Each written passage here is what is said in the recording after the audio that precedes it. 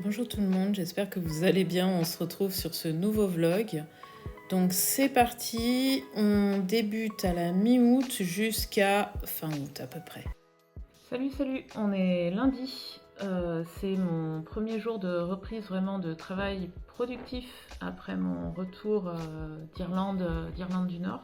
C'est pas facile de reprendre le truc de se filmer quand on a passé autant de temps sans le faire en fait. Ce matin j'ai pas travaillé, j'avais du rangement à faire et puis la fin d'une migraine qui est toujours là d'ailleurs. Par contre je me suis remis à travailler juste cet après-midi, il est 15 h donc j'ai été assez rapide. Je devais faire 2 croquis d'intention pour une commande d'illustration qui est à faire sur du papier noir, donc pour mettre en avant du papier noir. Je dois recevoir le papier, bref, j'ai envoyé ces 2 croquis d'intention aux 2 personnes chargées de dire ok c'est bon et puis voilà.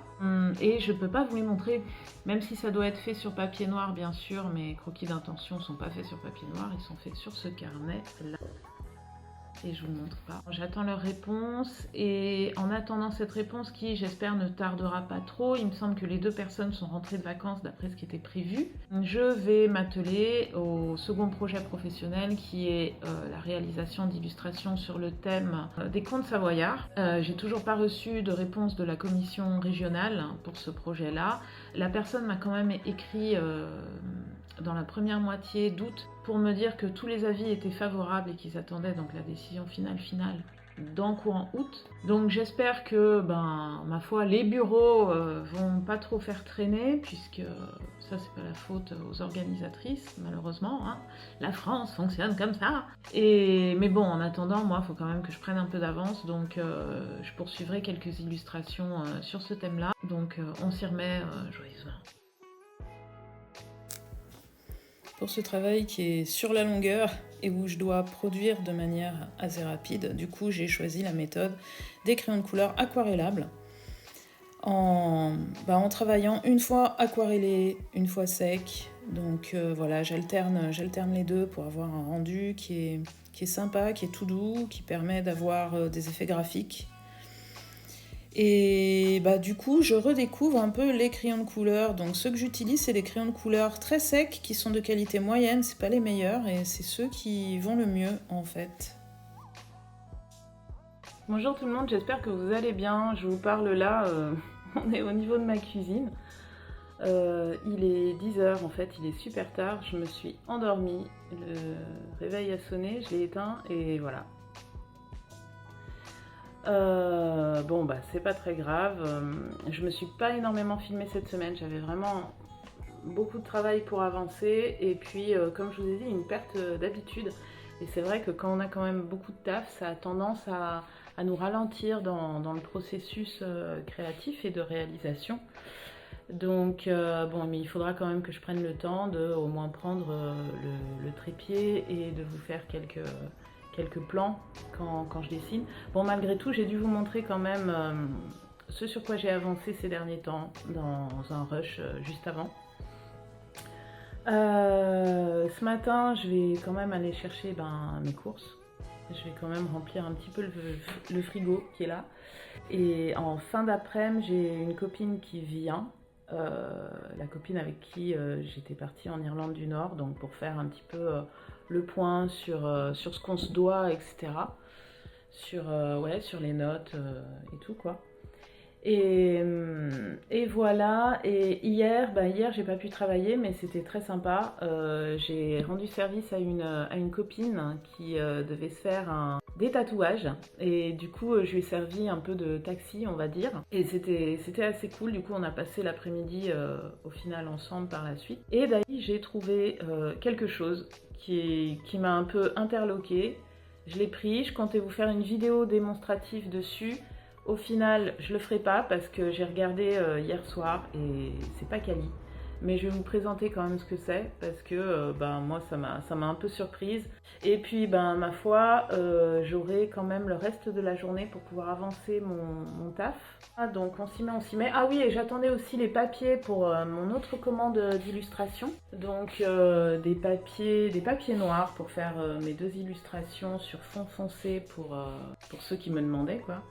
Et la poste ayant vu que vendredi c'est pas loin du samedi, non en fait. Donc ils étaient censés me livrer hier, ça devait se faire à un point relais que j'avais choisi, et au final non.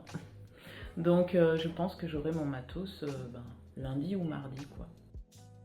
Alors voilà ce que je voulais vous montrer. Donc c'est un paquet de pastel à l'huile, une boîte de pastel à l'huile, donc il y en a 36 à l'intérieur, que j'ai trouvé dans les magasins Soster Green, ou je ne sais plus comment ça se dit, mais en tout cas je vous mettrai le nom en commentaire, enfin en note. Et c'est le genre de magasin qui vendent surtout des objets de déco, etc. Ça fait très cottagecore et tout, c'est bien à la mode, ça plaît beaucoup. Et en fait là, vous avez 36 pastels à l'huile water solubles, c'est-à-dire aquarellables, pour 11 €. Le truc de ouf, quand j'ai vu ça, j'ai dit « What ?»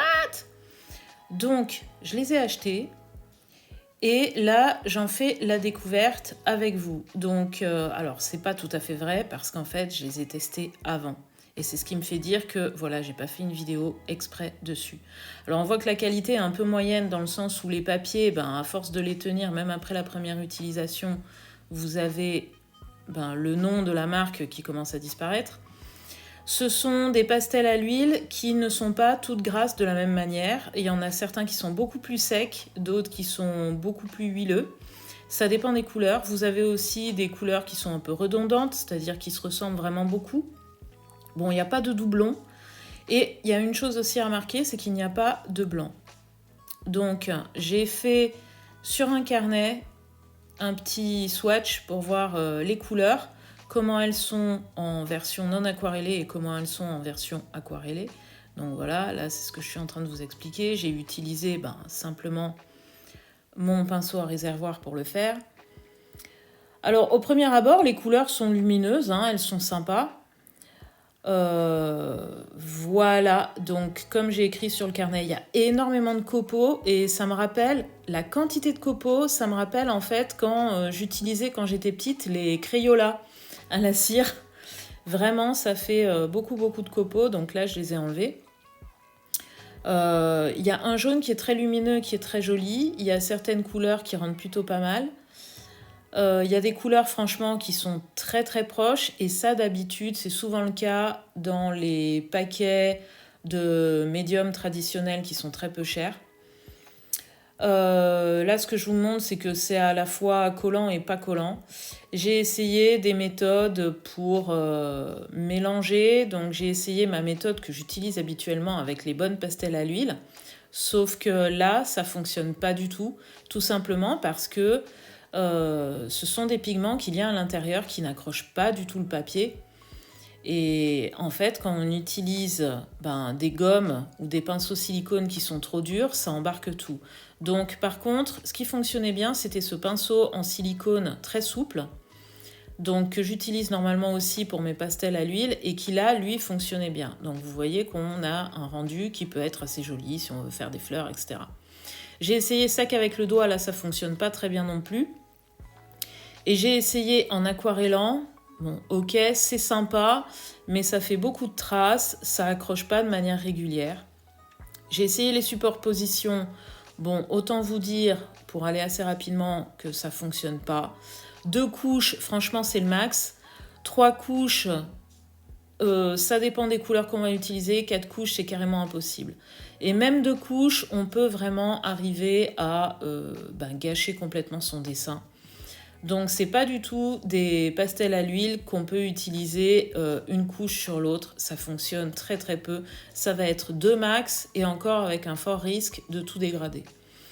J'ai essayé comme je fais habituellement avec les pastels à l'huile pour faire des traces de manière régulière en utilisant donc le pinceau en silicone pour faire des traits plus fins, en utilisant l'angle d'un pastel à l'huile par-dessus une couche. ça fonctionne très moyennement. On ne peut pas non plus les utiliser comme palette pour ensuite utiliser en tant que aquarelle. Parce que, en fait, vous avez quasiment pas de couleur qui se dépose après sur la feuille. Surtout les couleurs claires, ça ne fonctionne pas du tout. Par contre, ce qui fonctionne, c'est de passer directement votre pinceau à réservoir sur le stick de pastel à l'huile. Et là, du coup, vous pouvez avoir des aquarelles transportables. Mais bon, j'ai envie de me dire, c'est quoi l'intérêt ? Donc, c'est plutôt bas de gamme, ça s'effrite beaucoup. Vous voyez tout ce que j'ai écrit. Ça peut être pas mal pour voyager. C'est pas cher, donc on se dit, si on les casse, si on les abîme, c'est pas grave. Par contre, n'imaginez pas que ça va remplacer les Neocolor 2. Pas du tout. Bref, voici le test que j'ai fait. Un test super rapide où vraiment je me suis pas du tout amusée avec. Donc j'ai fait d'abord un fond aquarellé et ensuite je suis revenue avec des pastels à l'huile dessus. Et là, ce que je suis en train de vous montrer, c'est que sur un fond qui a déjà été aquarellé, les pastels à sec après par-dessus ont même du mal à accrocher. J'ai essayé la méthode de la graffignette, comme je dis. Bon, ça fonctionne pas trop mal, à la rigueur. Mais vraiment, j'ai pu utiliser que 2 couches successives et c'est tout. Et le résultat, vous voyez, c'est vraiment très très grossier. Donc, soit vous voulez faire des choses très simples et dans ces cas-là, je vous encourage à faire des dessins grande taille parce que du petit format avec des détails, ça va être carrément impossible puisque vous ne pouvez pas superposer vos couches. Soit vraiment c'est que vous voulez faire un dessin comme l'illustration qu'il y a sur la boîte que je trouve très très belle d'ailleurs. Et là, oui, effectivement, on peut vraiment faire le dessin que vous avez sur la boîte. Donc, ça ne s'adresse pas à tout le monde. Ça vaut 11 €. Moi, je les ai achetés pour les tester. Très franchement, si je ne les avais pas achetés, je me serais économisé 11 €. Voilà. Ce que je peux vous dire d'autre, c'est que personnellement, moi, je préfère mettre de l'argent de côté et acheter de la qualité. Donc, ces pastels à l'huile Mungyo Gallery, dont je vous ai déjà parlé dans une vidéo précédente. Je crois que c'était 2 vidéos d'avant. Enfin, je vous encourage à aller voir. Et dans ces cas-là, on les dilue avec de l'essence minérale inodore. Soit, tant pis, vous achetez les Neocolor 2 qui, je suis d'accord, coûtent un rat, une jambe, un rein, un bras.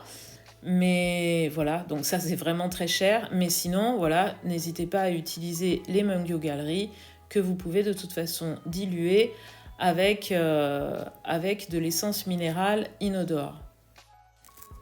Donc ça pourrait vous faire envie. Ce genre de magasin, maintenant on commence à les trouver un petit peu partout, mais moi je recommande pas. Alors, au final ce matin, j'ai couru puisque j'ai reçu un message de la poste comme quoi ils affirmaient bien qu'ils avaient reçu l'envoi de papier que j'attendais. Or, bien sûr, ils m'ont envoyé ça une demi-heure avant que ça ferme pour le week-end. Donc, j'ai foncé avec ma voiture dans la ville voisine. J'ai eu beaucoup de mal à me garer parce qu'un samedi à midi, vous imaginez bien que surtout une ville qui est touristique, qui est une ville de curistes, qui est une ville de tout ce que vous voulez, c'était la cohue totale. Donc je me suis garée assez loin, j'ai mis en marche mes super mollets et j'ai couru. Non, c'est pas vrai, j'ai fait de la marche rapide en zigzagant entre les personnes du 3e âge et les touristes qui marchaient à 2 à l'heure ou qui roulaient sur les trottoirs à vélo à contresens en levant la tête sans regarder devant eux. Et j'ai réussi à récupérer mes papiers vraiment au passage. Et je suis contente parce que du coup, comme ça, j'ai pu faire mes tests de rendu pour savoir sur quelle technique je vais partir et ce que je vais utiliser pour faire les réalisations qu'on me demande. Donc voilà le genre de test que ça peut être. Donc sur un des 2 papiers, j'ai vu quand même assez vite comment on faisait. J'ai pris un vieux dessin à moi juste pour tester. Déjà pour arriver à trouver comment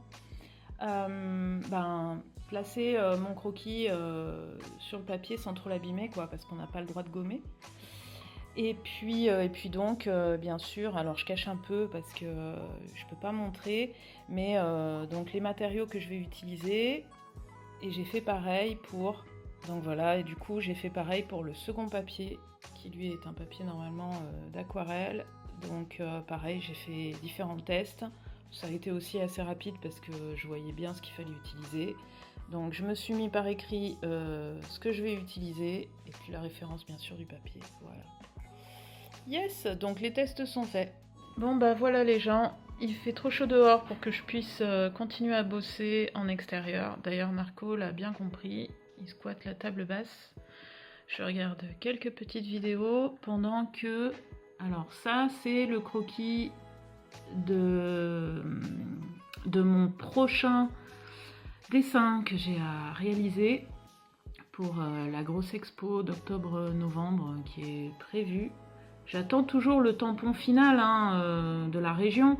Bon, j'ai eu un message rassurant, on va dire, au mois d'août. Donc c'est pour ça que là, je me suis plus lancée, mais j'attends toujours. Et voilà ce que ça donne. Alors on voit moyennement parce que c'est du crayon de papier léger, mais là je suis en train du coup de faire le personnage. Donc voilà, il est en train de faire donc un gros bisou, donc un lièvre qui veut faire un gros bisou à un sabot de Vénus, donc une fleur. Donc voilà, j'avance doucement sur le dessin. La silhouette, on va dire, elle est posée. Et je vais suivre ce que j'ai prévu là-dessus. Voilà, voilà. Et là, justement, comme je produis beaucoup et de manière un petit peu intensive des grands dessins de ce style, j'avoue que moi, ce qui me fournit, ce qui me donne le plus de plaisir, artistiquement parlant, c'est l'étape dessin. Vraiment, ouais. Je pense que je suis vraiment une dessineuse, en fait, dans l'âme. Alors, la couleur et tout, je kiffe, vraiment. Mais là où je m'éclate le plus, moi, c'est au moment du dessin au crayon. Je pense qu'on est tous différents, mais moi, je dois être vraiment dessineuse. Et je vous laisse avec un petit temps musical, un tout petit temps musical, pendant que j'avance sur ce lapinou qui fait un gros bisou sur sa fleur. On se retrouve tout de suite après.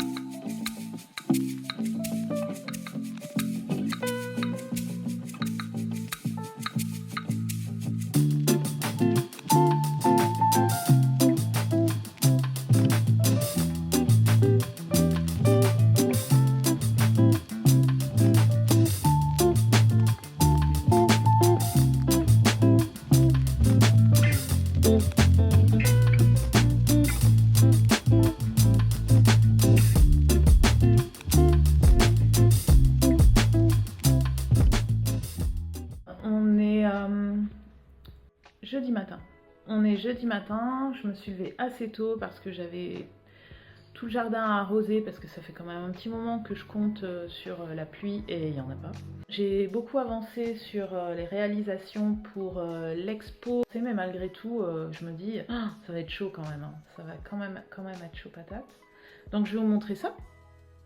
Alors voilà, pour l'occasion j'ai descendu le grand carton à dessin et je vais essayer de vous montrer ça. Là où il y a un peu de lumière naturelle, parce que ça sera quand même un petit peu mieux. Voilà, je vous mets là sur la table basse. Donc toujours les réalisations au crayon. Donc pour l'instant, voilà ce que j'ai fait. Donc ça c'est très décoratif. Parce que en fait c'est pas sur un conte, c'est pas l'illustration d'un conte, c'est l'illustration d'un type de personnage. Ça, c'est sur un compte, mais c'est pas mal décoratif aussi. Je verrai peut-être pour rehausser, parce que les couleurs sont assez claires. Bon, en plus, vous avez peut-être pas la lumière idéale. Ça, c'est assez illustratif, je veux dire assez décoratif, parce que c'est pareil, ça concerne un type de personnage. C'est pas une illustration de con, ça. Ça, par contre, c'est pas mal, mais c'est pas décoratif, parce que ça, en l'occurrence, c'est vraiment une illustration d'un passage de conte.